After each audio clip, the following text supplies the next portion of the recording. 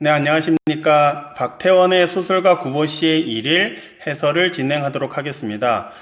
작품이 긴 관계로 중간에 정지 버튼을 누르시고 필기를 하시면서 학습을 하시는 것이 효율적이라고 생각이 됩니다. 자, 1930년대를 배경으로 하죠. 그 당시에 실제 어떤 모습입니다. 이렇게 뭐 2층 버스 같은 것도 다니고 좀 서구화된 건물들이 이렇게 있죠. 뭐 자전거 타는 사람들도 있고요. 뭐 천변 풍경 뭐 이런 어떤 뭐 교각도 있고 이렇습니다. 이 시대 때의 어떤 구체적인 삶의 모습입니다. 자, 박태원은 1910년도에서 1986년에 생을 살았는데요. 소설가인데 호는 구보입니다. 그래서 이 소설가 구보 씨의 일일 제목에서도 이 박태원의 호가 등장을 하는데 이 작품은 소설이라는 점을 잊지 않으셨으면 합니다. 그래서 뭐 여기서의 서술자는 그 작가가 아닙니다. 이거는 전지적 작가 시점인데 시점은 잠시 후에 말씀드리도록 하겠습니다. 주요 작품으로는 천변풍경, 가부농민 전쟁 등이 있는데 지금까지 고3 평가원 기출로만 박태원이 3번이나 나온 작가이기 때문에 앞으로도 충분히 출제 가능성이 있으므로 박태원의 작품에 대해서는 줄거리뿐만 아니라 특징에 대해서도 정리를 할 필요가 있습니다. 자, 전체적인 어떤 줄거리를 보면 집에서는 현실에 대한 무기력과 무능력을 가지고 있다가 자, 백화점을 가게 됩니다. 행복과 가정에 대한 여러 가지 생각을 하게 되고요. 전차에서는 사랑과 고독에 대한 생각, 경성역에서는 군중과 소외에 대한 생각, 그 다음에 다방에서는 생계와 문화에 대한 생각, 술집에서는 정상과 비정상에 대한 생각, 거리로 나와서는 고달픔과 어머니에 대한 생각, 그리고 어머니가 계신 집으로 다시 돌아갑니다. 삶에 대한 새로운 결의를 다지며 귀가를 합니다. 이런 식으로 이렇게 한 바퀴 이렇게 돌지요. 그래서 공간의 이동에 따라서 내면의식의 흐름에 따라서 서술을 하고요. 자신뿐 아니라 다른 사람들도 피로와 슬픈 고달픔을 지니고 있음을 깨닫고 있습니다. 교과서 나오는 부분은 이 부분이 교과서 부분입니다. 집에서 나와서 백화점, 전차, 경성역, 그 다음에 다방에 가기까지가 교과서에 제시된 부분입니다. 자, 이 작품은 먼저 이것을 해제를 먼저 하도록 하겠습니다. 자, 갈래, 중편소설, 심리소설, 세태소설. 여기서 세태라는 말의 의미는 세상 모습입니다. 세상 모습.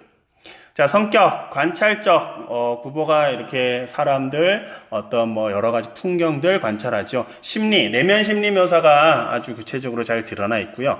사색적, 사색이라는 말은 아까 전에 이 전 페이지에서도 보셨겠지만, 뭐뭐에 대한 생각을 되게 많이 하죠. 그래서 사색의 사전적 정의는 깊이 생각한다입니다. 주제는 소설가의 눈으로 바라본 1930년대 도시의 일상사, 예술가로서의 갈등과 일상적 삶에 대한 소망이고요. 시점은 전지적 작가 시점, 배경은 시간적 배경은 1930년대 어느 하루이고요. 공간적 배경은 서울의 어느 거리입니다. 자, 이 시점에 관해서 조금 자세하게 설명을 해드리도록 하겠습니다. 그 전에 특징 굉장히 많죠. 자, 이건 정지해 놓고 좀 필기를 하셨음을 추천드립니다. 자, 하루 동안의 원점 회귀적 여러 형식을 취함. 원점은 아까 집에서 집으로 돌아오지요. 회귀한다, 돌아온다. 여로는 여행, 길을 이렇게 따라서 다니는 겁니다. 여행의 길, 다니는 길, 이런 형식을 취합니다. 어휘가 어렵습니다. 자, 의식의 흐름 기법을 사용하여 세태를 묘사한다. 의식의 흐름 기법은 이따가 지문을 할 때 구체적으로 다루도록 하겠습니다. 몽타주와 오버랩 등 모더니즘 기법을 응용한다. 몽타주의 정의와 오버랩의 정의는 여러분 학습활동 프린트를 할 때 이것 역시 구체적으로 다루도록 하겠습니다. 현재 시제를 사용하여 현장감과 생동감을 준다. 첫 어절을 소제목으로 처리하였다. 만연체 문장으로 정돈되지 않은 사유를 드러내었다. 만연체라는 것은, 만연체의 반대말은 단결체입니다. 만연체는 굉장히 문장이 깁니다. 여러 가지 절을 안고 이래가지고 굉장히 끊지를 않고 굉장히 긴 문체를 만연체라고 합니다. 그 다음에 쉼표의 빈번한 사용으로 인물의 심리를 섬세하게 그렸다. 그 다음에 당대 서울의 모습과 세태를 구체적으로 보여주었다. 고현학적 창작 방법이 적용되었다. 자, 고현학적과 차이가 나는 창작 방법은 고고학적입니다. 그러면 고고학적은 과거를 중시하겠죠? 그럼 고현학적은 현재를 중시하는 것입니다. 뒤에 부분에 해당하는 부분이 나옵니다. 자, 특정한 줄거리 없이 심리 위주로 전개되었다. 자, 굉장히 특징이 많죠? 모두 어느 부분이 이런지 알아두시는 것이 좋을 듯 합니다. 자, 시점에 대한 설명으로 가겠습니다. 지금 보시는 것은 그 전지적 작가 시점의 특징인데요.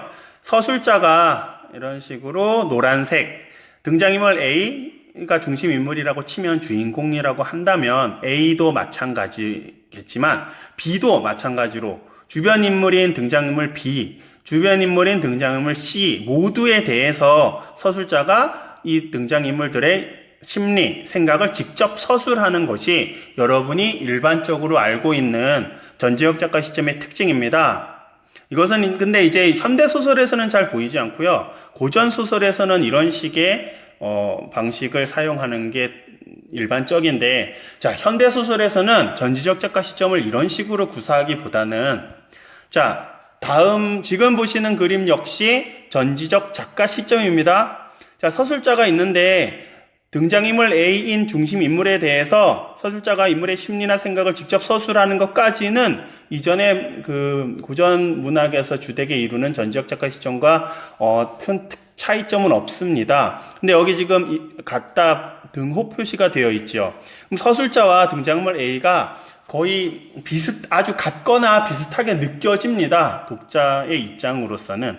그러니까 서술자가 등장인물 A를 대리인으로 거의 내세워서, 또는 서술자가 등장인물 A의 시각으로, 그러니까 특정 인물의 시각으로서 같이 등장하는 등장인물 B, 등장인물 C에 대해서, 주변 인물들에 대해서는 서술자가 직접 이 B와 C에 대해서 앞서 보여드렸던 표와는 다르게 등장인물 A의 시각에서 다른 인물의 행동을 관찰하여 서술을 하는 것입니다.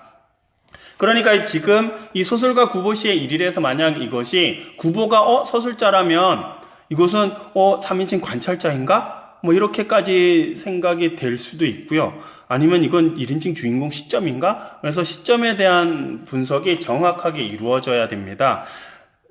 요약하자면 소설가 구보시의 일일의 시점은 전지적 작가 시점이고요. 지금 보시는 표대로 서술자는 작품 밖에 있습니다. 전지적 작가이고요. 등장인물 A가 구보시입니다. 그래서 구보시의 시각에서 그 서술자가 구보의 어떤 심리, 생각 이런 것들을 모두 서술해주고 있고, 구보는 다른 등장인물들에 대해서 자기의 시각으로서 관찰하고 행동을 이렇게 눈에 보이는 것을 그대로 이렇게 기술해 나가는 것, 이런 방식을 사용하고 있습니다. 이해가 잘 되지 않으신 분들은 수업 시간에 해당 교과 선생님께 다시 질문하시기 바랍니다.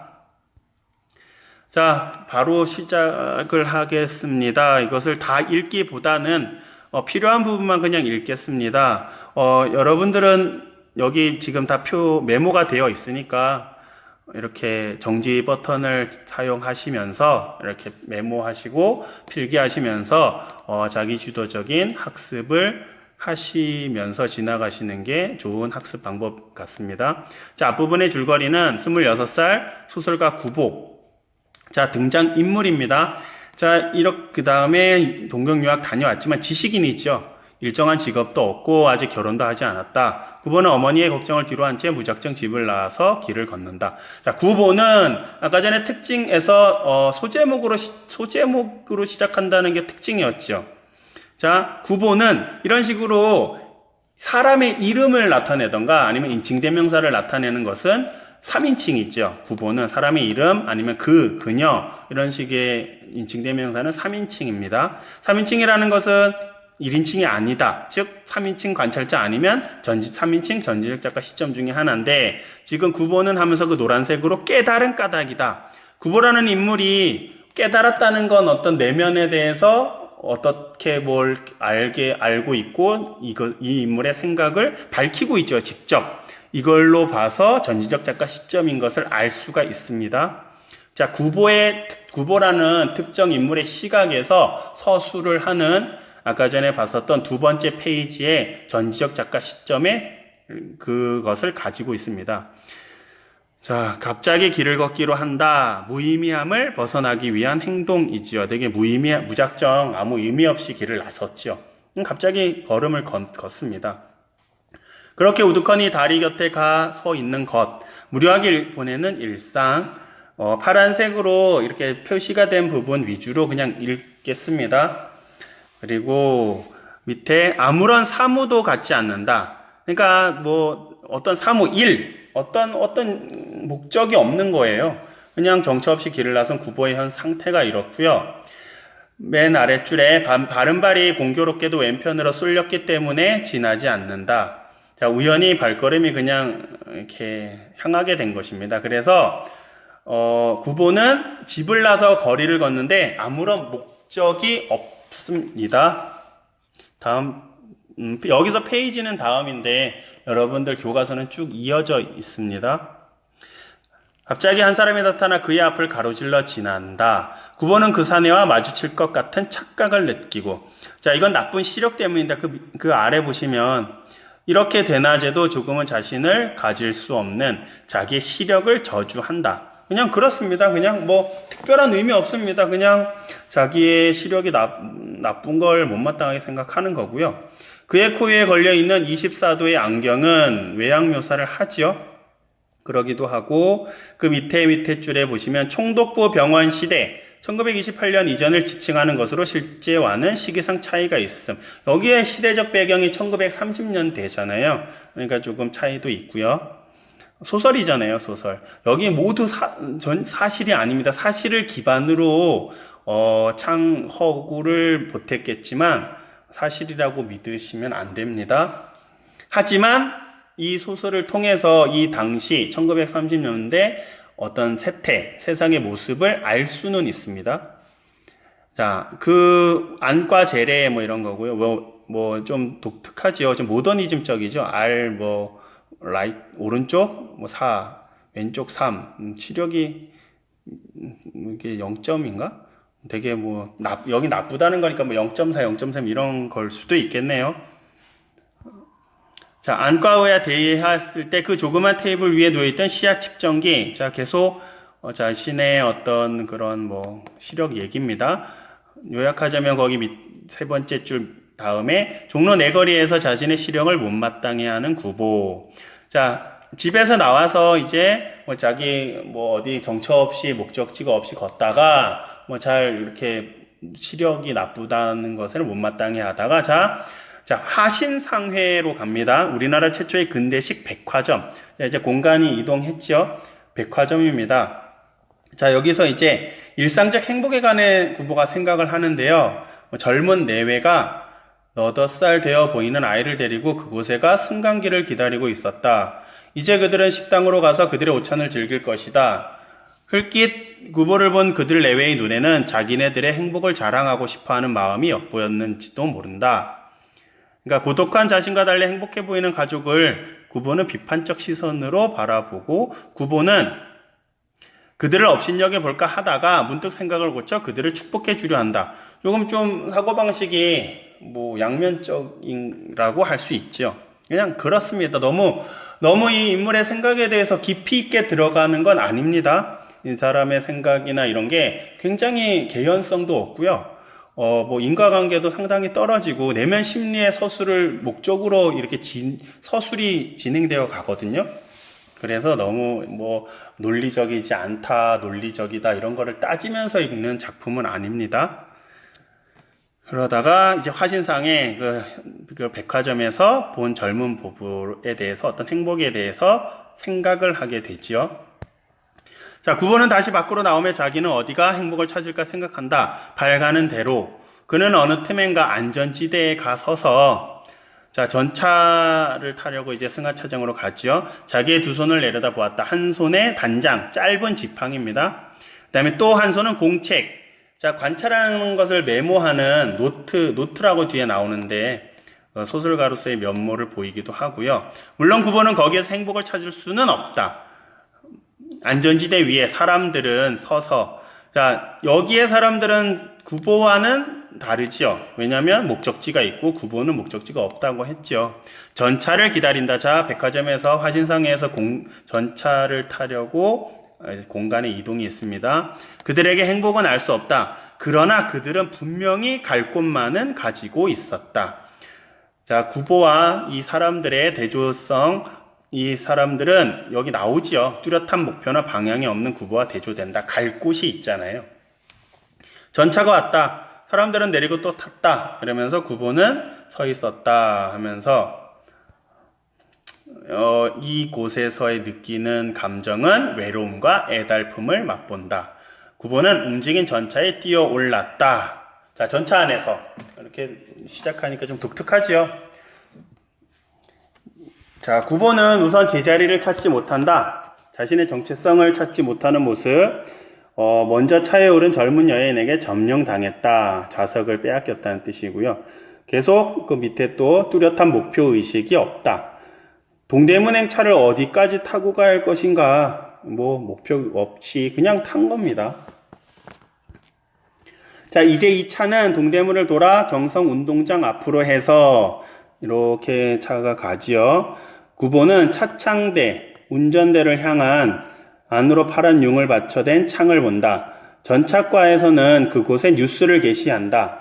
그러나 사람들은 요새 축구도 야구도 하지 않는 모양이었다. 그러니까 뉴스에 이런 게 나오지 않습니다. 그냥 평범하게 어떤 사람들이 살아가는 그런 모습, 이런 거고요.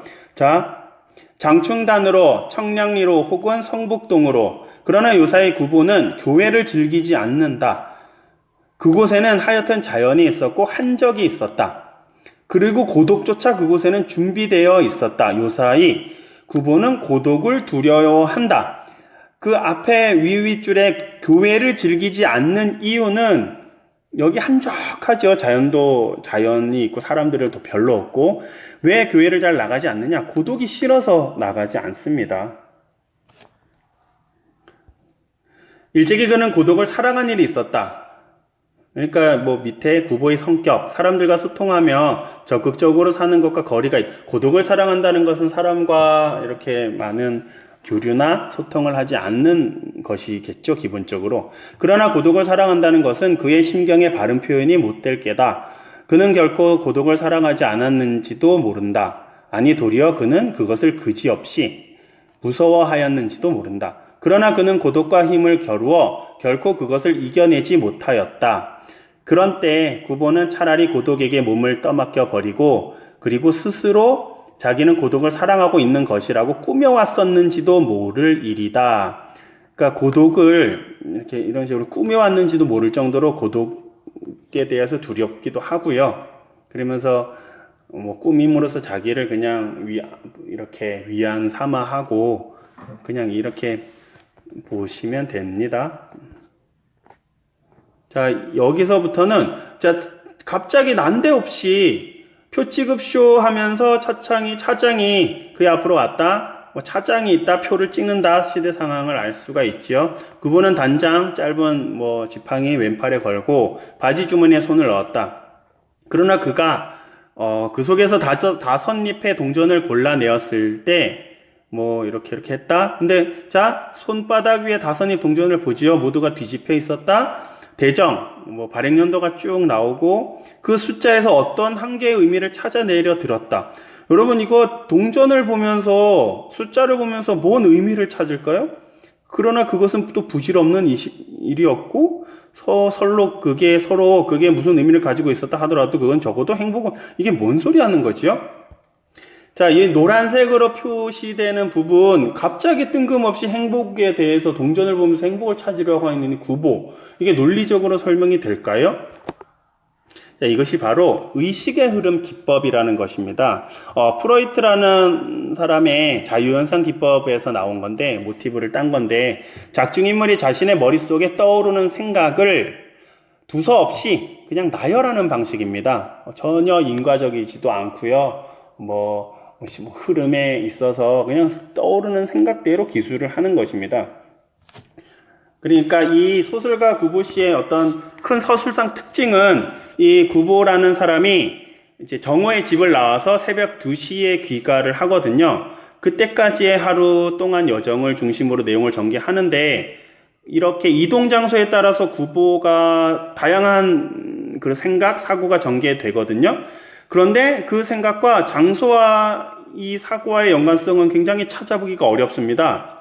이렇게 구보가 떠올리는 이런 생각들을 두서없이 표현하는 이런 의식의 흐름 기법, 사건 전달보다는 구보의 내면에 초점을 맞추고 있거든요. 그러니까 일제강점기 지식인의 어떤 고독, 어떤 도시인의 쓸쓸한 내면, 이런 거를 효과적으로 보여준다고 할 수가 있습니다. 자, 의식의 흐름 기법은 이런 것입니다. 자, 의식의 흐름 기법 예시. 자, 이상의 날개라는 작품에 보면 이렇습니다.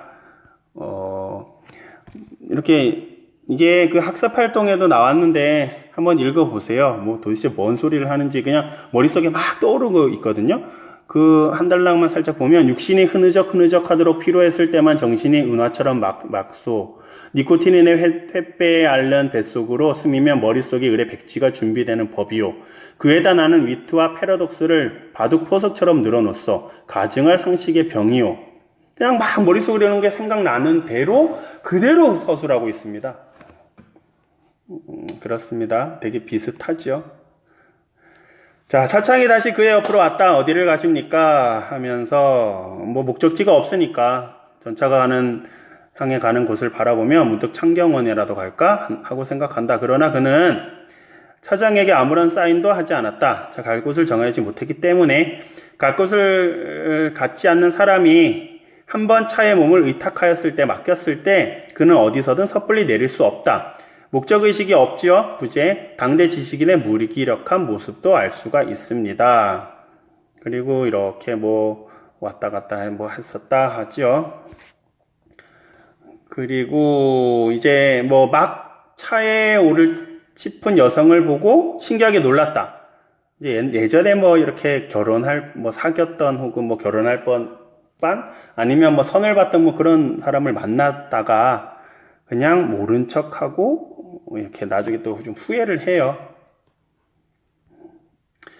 구보는 여자와 시선이 맞을까 겁하여 겁나서 얼토당토 앉는 곳을 보며 시선을 피하면서 내가 뭐 있는 것을 봤을까 하고 생각한다. 그냥 놀라고요. 자, 중략 부분 줄거리는 여자와의 단 한 번 만남에 관해 회상하는 동안 한 번 만났네요. 여자가 시야에서 멀어지자 구보는 여자에게 아른 채 하지 않은 것을 뒤늦게 후회한다.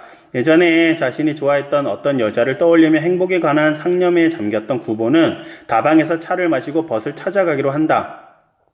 거리를 걷던 구보는 우연히 마주친 옛 벗에게 용기를 내어 인사하지만 냉랭하게 외면을 당하고 울 것 같은 감정을 느낀다. 자, 조그만으로 시작하죠. 한계의 기쁨을 찾아 구보는 남대문을 안으로 밖으로 나가보기로 한다. 이러면서, 자, 그러나 그곳에는 불어드는 바람도 없이 양옆에서 웅승거리고 앉아있는 서너 명의 지게꾼들의 그 모양이 매겁다. 뭐 이렇게 이러면 나오죠. 자, 맥없이 앉아있는 지게꾼들의 모양. 자, 구보는 그 모습을 보고 고독을 느껴요.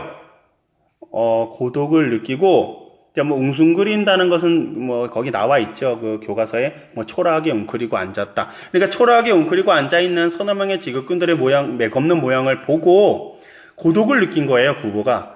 사람들 있는 곳으로 약동하는 무리들이 있는 곳, 여기가 바로 경성역이거든요. 가고 싶다 생각한다. 그는 눈앞에 경성역을 본다. 그러니까 구보가 경성역을 가고자 하는 이유는 무엇일까요? 바로 고독을 피하기 위해서입니다.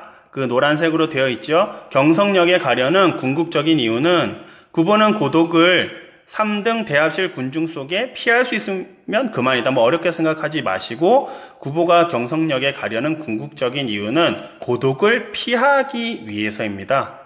이 고독이 왜 생긴 거죠? 그 웅크리고 앉아있는 서너 명의 지게꾼들의 맥없는 모양을 보면서 고독을 느끼게 되었고, 이 고독을 피하고 싶어서 사람들이 많이 모여있는 생동감과 활력이 넘친다고 느껴지는 경성역에 가고자 합니다. 자, 이 경성역에는 마땅히 인생이 있을 게다. 이 낡은 서울의 호흡과 감정이 있을 게다. 도회의 소설가, 도시의 소설가는 모름지기 이 도회의 항구와 도의 항구는 경성역을 비유한 거고요. 친애한다. 그러나 물론 그러한 직업의식은 어떻든 좋았다.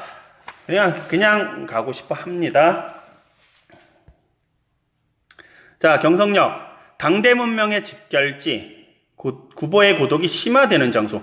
구보가 고독을 피하기 위해서 경성역으로 가고자 하고 갔거든요. 그런데 거기서 더 고독스러워지는 거예요. 뭐 예전에 그런 말도 있었지만 풍요 속의 빈곤이라고, 어떤 사람들이 많은 와중에도 내가 이렇게 혼자라는 생각이 들면 되게 고독해지거든요. 여러분들도 그렇잖아요. 교실에 혼자 있는 것보다 뭐 친구들이 다 있었는데 왠지 모르게 고독감이 느껴질 때가 있을 거예요. 그때가 더 좀 심화된다고 느껴지는 때가 있지 않았었을까요? 그리고 공동체, 이제 앞으로 어떤 인물들에 대해서 관찰하고 이렇게 서술을 하는데 되게 공동체적 인간관계가 파괴된 공간으로 이렇게 비치고요. 그래서 인간관계 단절과 교감 포기가 보편적인 생활 형식이 되었음을 보여주는 공간입니다. 이거 보십시오. 그러나 오히려 고독은 그곳, 그 경성역의 3등 대합실에 있었다는 걸 알 수가 있죠. 구보가 한쪽 옆에 끼어 앉을 수도 어깨실이 없게끔 사람들은 빽빽하게 모여 있어도 그들의 누구에서도 인간 본래의 온정은 찾을 수가 없었다. 온정, 따뜻한 정을 찾을 수도 없었대요. 그네들은 거의 옆에 사람에게 한마디 말을 건네는 일도 없이 오직 자기네들 사무는 어떤 개인적인 일입니다. 그리고 간혹 어쩌다가 한번 말을 건네도 그것은 자기네가 타고 갈 열차의 시각이나 그러한 것에 지나지 않았다. 그네들, 그 경성역의 3등 대합실에 있는 사람들입니다. 그네들의 동료가 아닌 사람에게 그네들의 변소, 화장실이에요. 화장실에 다녀올 동안에 그네들 짐을 부탁하는 일조차 없었다. 서로를 믿지 못하죠. 남을 결코 믿지 못하는 그네들의 눈은 보기에 딱하고 불쌍하고 또 가엾었다. 가엾게 느껴지는 거예요. 그게 보이는 거예요. 구보는 한 구석으로 가 서서 그의 앞에 있는 노파를 본다. 그는 잠시만요. 저기 수업 중이 있어가지고요. 자, 지금 이제 노파를 본다. 자, 여기서부터 좀 서술상의 특징은 그 추측하는 어떤 표현을 사용하거든요. 그러므로써 인물에 대해 어떤 상상하는 그런 것들을 드러내고 있는 어떤 특징이 있습니다.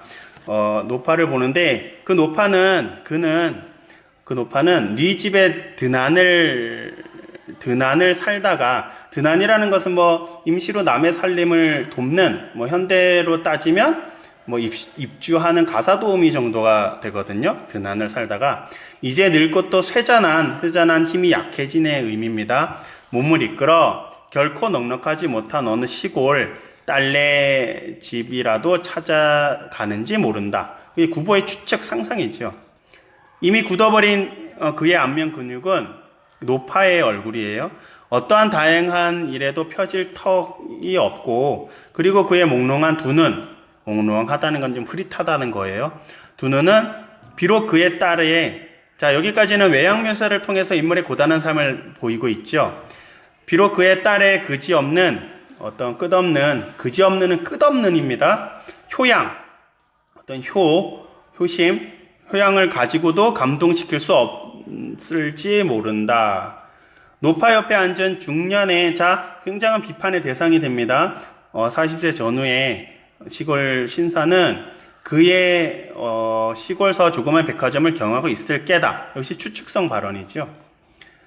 그의 점포에는 마땅히 주단 포목도 있고, 자, 여기 나와 있습니다. 그냥 뭐 중요하진 않고, 일용 자파도 있고, 또 흔히 보이는 약품도 갖추어 있을 게다. 뭐말 게다. 이렇게. 그는 이제 그의 옆에 놓인 물품을 들고 자랑스레 차에 오를 게다.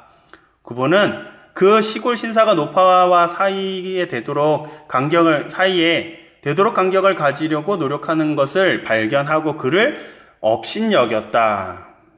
그러니까 시골 신사를 깔본 거죠. 만약 그에게 얕은 지혜와 또 약간의 용기를 주면 그는 3등 승차권을 주머니 속에 간수하고 1, 2등 대합실을 오만하게 자리 잡고 있을 게다. 이런 식으로 관찰을 추측하면서 어떤 상상을 나타내고 있습니다. 문득 그의 얼굴에는 부종을 발견하고, 자, 부종, 이렇게. 자, 여기서 이 부분들은 근데 지금 이렇게 제가 좀 자세하게 하는 이유는요, 여기서 노파나 이 앞에서부터 구보가 사람들에 대해서 어떤 신체, 몸에 대해서 관찰을 하거든요. 그런데 그 연장선인 그들의 어떤 행동, 행세까지도 이렇게 관찰을 해요. 근데 이런 몸이라는 것, 신체라는 것은 어떤 육체적이거나 정신적으로 끊임없이 어떤 세계하고 교섭을 하잖아요. 그리고 그 흔적 같은 것들이 내재해 있는 하나의 어떤 기호로 볼 수가 있잖아요. 좀 어려운 말이라고 생각하실 수도 있는데, 지금 구보의 시선에 어떤 들어오는 것, 포착되는 것들은 지금 여기서의 어떤 구보는 자기 자신의 만성 위확장, 자기 자신도 역시 이런 질병을 앓고 있는 거라는 것처럼 자신을 포함한 사람들이 어떤 육체적으로, 정신적으로 병들었다는 것을 나타내는 거예요. 이런 것들이 어떤 식민지 시대의 어떤 지식인, 어떤 사람들, 그들의 모습이 아니었을까, 이런 걸 나타내는 겁니다. 자, 여기는 그냥 읽어보시면 되겠습니다. 구보가 매점 옆에 갔었을 때 그는 그곳에도 역시 병자를 보지 않으면 안 되었다. 아픈 사람, 40여 세의 노동자, 전경부의 광범한 팽윤, 돌출한 안구, 또 손에 경미한 진동, 분명히 바세도우 시병. 그것은 누구에게든 결코 깨끗한 느낌을 주지 못한다. 이것은 막 갑상선 막 붓고 막 눈이 튀어나오는 그 병이라고 되어 있죠. 그것은 그렇죠. 그리고 바스켓이라는 것은 바구니입니다. 그 밑에 젊은 악내가 그의 바구니 속에서 꺼내다 잘못하여 시멘트 바닥에 떨어뜨린 한 개의 복숭아가 굴러 병자의 발 앞에까지 왔을 때 여인은 그것을 쫓아와 집기를 단념하게 조차하였다. 이런 식으로 어떤 아픈 사람들 피하고 그렇게까지 되어 있죠. 자, 구보는 이 조그만 사건에 문득 흥미를 느끼고 그리고 그의 대학노트를 펴들었다. 자, 알아두십시오. 이 구보가 대학노트를 펴든 이유는 무엇일까요? 바로 기록하기 위해서, 눈앞의 장면을 기록하기 위해서, 그리고 그것을 소설화하기 위해서입니다. 소설가잖아요. 지금 이 구보 실제 이 작가에 대해서 생각하지 마십시오.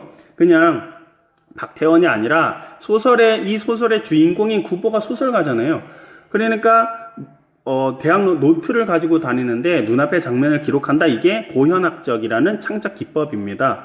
밑에 보이시는 것처럼 고고학과 대비를 이루는데 고현학적은 글의 창작 당시 이것을 쓰는 당시의 시대의 모습, 인물을 그려내는 것입니다. 그렇기 때문에 구보가 대학 노트를 편 이유는 기록을 위해서입니다. 눈앞에 현재의 어떤 것들을 기록하기 위해서입니다. 그러나 그가 문 옆에 기대고 섰는 캡쓰고 린네르 스메르 양복 입은 사내, 이게 뭔지 중요한 건 아니겠죠. 린네르 스메 되게 얇은 그런 옷감, 이런 거. 그런 사내의 그 온갖 사람에게 의욕을 갖는 두 눈을 발견하였을 때, 이 양복 입은 사내가 온갖 사람들에게 의욕을 갖고 있어요. 그런 걸 구보가 발견을 하고 구보는 또 우울해진 거예요. 우울 속에 그것을 떠나지 않으면 안 되었다. 그러니까 이 경성역에서 사람들이 어떤 그런 되게 굉장히 비판적이죠. 어떤 남을 의심하고 불신하는 그런 모습에 실망한 그런 구보. 거기서도 역시 고독을 느끼게 됐지요. 자, 개찰구 앞에 두 명의 사내가 서 있었다. 자, 이것은 이제 그 황금광 시대, 시대 현실에 대해서 조금 이 시대가 가지고 있는 어떤 현실에 대해서 좀 시대상에 대해서 조금 나타냅니다. 이런 게 뭐 금이면 금캐로 이렇게 가고 이러잖아요. 자, 황금을 찾아, 밑줄 친 것만 좀 있겠습니다. 황금을 찾아, 그것도 역시 숨김없는 인생의 분명히 일면이다. 쉼표를 자주 사용하고 있지요. 앞서 특징에 대해서 나타냈지만, 자, 서술의 속도감을 이렇게 줄이면서 조금 집중할 수 있게도 해주고요. 인물의 내면 의식을 표현하는데도 조금 효과적입니다. 숨김없는 인생의 분명히 일면이다. 이런 식으로. 그것은 적어도. 그러니까 여러분 이거 보시면 이렇게 쉽게 안 끝나요, 문장이. 좀 굉장히 길지요. 보편적으로 좀 깁니다. 이걸 만연체라고 하죠. 한 손에 단장과 또 한 손에 공책을 들고 목적 없이 거리로 나온 자기보다는 좀 더 진실한 인생이었을지도 모른다.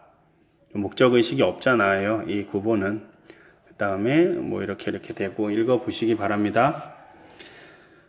자, 그래서 이제 세 번째 줄까지 개찰구 앞에서 금광 브로커로 보이는 사람들을 발견한 구보예요. 그냥 이때 황금에 대한 열기가 굉장히 이렇게 높았었으니까.